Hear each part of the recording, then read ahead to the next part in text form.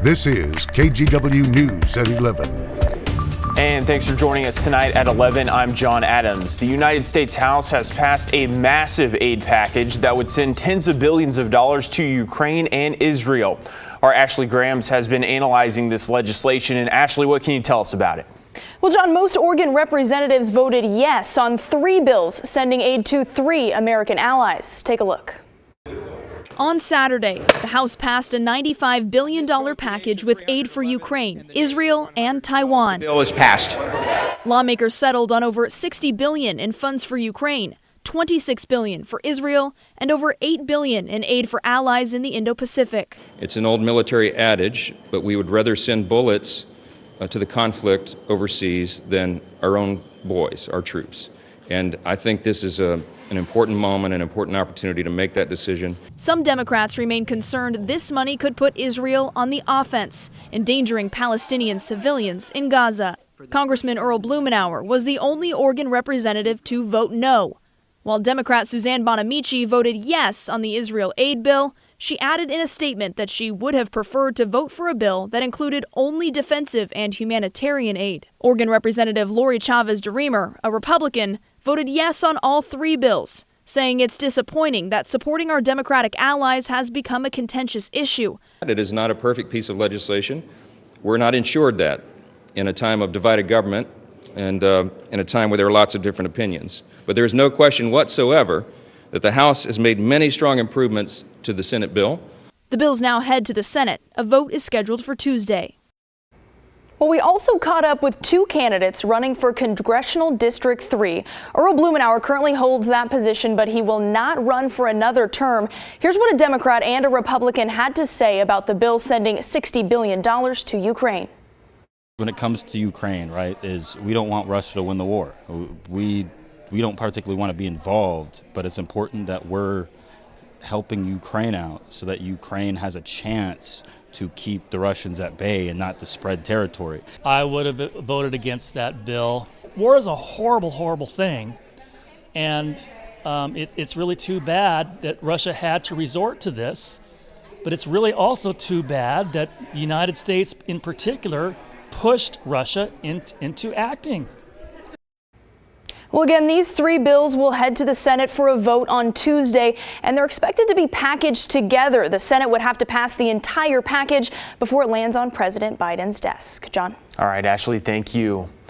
New tonight, Portland police take a man into custody after spending several hours trying to detain him. PPB says it started near Northeast 99th and Gleason around 5:30 this afternoon. Officers responded to a call of a man with a machete starting fires on electrical boxes. He also threatened a person with a blade. When officers approached him, he refused to listen to orders and then ran across the entire freeway to 94th and Holiday. There, he snuck into the basement of a home. In that time, we did a limited deployment with our CERT team, utilizing drones and robots in an attempt to make sure that he wasn't in there. As you know, he was armed with a machete, so we didn't want to risk anybody, to include our canine partners. He eventually dropped the machete, but still tried to elude police. That's until he got stuck in some bushes and was detained. No one was hurt. Also new tonight, police in Oregon City arrest a man who tried to stab an officer. It started just before 1 this afternoon when officers responded to a Jiffy Lube where 23-year-old Adani Gabriel Escamilla had allegedly trespassed earlier. During the second stop, he brought out a knife, tried to stab an officer, then ran to a nearby business with customers inside. Once he left that business, he entered the roadway and was walking through traffic with uninvolved citizens that were unable to drive away and remove themselves. Eventually, officers were able to get him to drop that knife and bring him into custody. He's currently in the hospital, but is expected to survive. Once released, he'll be booked in the Clackamas County Jail on charges including aggravated attempted murder of a police officer. Well, turning now to weather, beautiful start to our Saturday today. Then some clouds rolled in. Then it was a little nice. It was nice later in the day as well. What's Sunday looking like, Joe? We've just been ping-ponging back and forth between some clouds and some sunshine, back to clouds and sunshine. That's kind of what we saw as we wrapped up our Saturday night.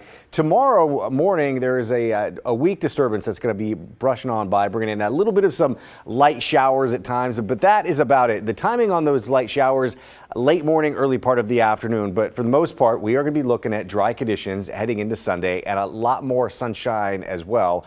Temperature-wise, we'll be a little bit cooler. We topped out in the low 70s earlier this afternoon, 73 degrees, but kind of a cool start. Temperatures up and down the I-5 corridor in the mid to the upper 30s, a little bit cooler over in the Corvallis, Eugene area. There could be some areas of some patchy fog, but again, the fog burns off pretty quick. Again, by right around the early part of the afternoon, that model was showing a little bit of some light showers developing. But again, rainfall amounts, John, are going to be practically non-existent, not just tomorrow, but into Monday and Tuesday and a good portion of the week. And again, we'll have some high clouds heading into the early part of next week. But temperature-wise, it's going to be similar to this. So upper 60s to low 70s. Once we get past tomorrow, we'll be seeing another round of relatively warm conditions for this time of year. One thing we really haven't seen much of this month are those April showers, but I am tracking a chance for those.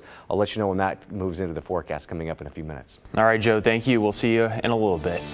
Well, contractors and staff at Timberline Lodge have been hard at work following the Thursday night roof fire. The ski slopes were back open today, but the building has been closed while crews make repairs. Mount Hood National Forest shared some pictures today showing some of the work going on inside. The lodge will reopen tomorrow morning with a Cascade dining room offering breakfast starting at 10. Timberline says you should expect to see workers still busy with those repairs and that it has plans in place to help visitors navigate around them. Historical preservation efforts are also underway. We have a quick traffic alert for you. Northbound lanes on the Interstate Bridge will be closed overnight. The bridge was scheduled to close at the top of the hour and should last until 7 tomorrow morning. ODOT says it's due to an inspection that happens every 2 years. Southbound lanes are not impacted. If you're headed north, you can take I-205 as your detour. You can also expect traffic on several other bridges to be interrupted on Sunday morning. This is because of the Bridge to Bruise race, which will impact Hawthorne, Morrison, and Broadway bridges from 6 a.m. until about 11:30 a.m. It's suggested you use an alternate route during that time. An NBA legend who spent 2 seasons with the Portland Trail Blazers made a stop in the Rose City to launch his new cannabis brand. Carmelo Anthony debuted the Stay Mellow products at Green Muse, a dispensary in Northeast Portland. Fans were able to buy the new products, take pictures, and get an autograph with the former All-Star. Store co-owner Nicole Kennedy said it was great to have Mello stop by.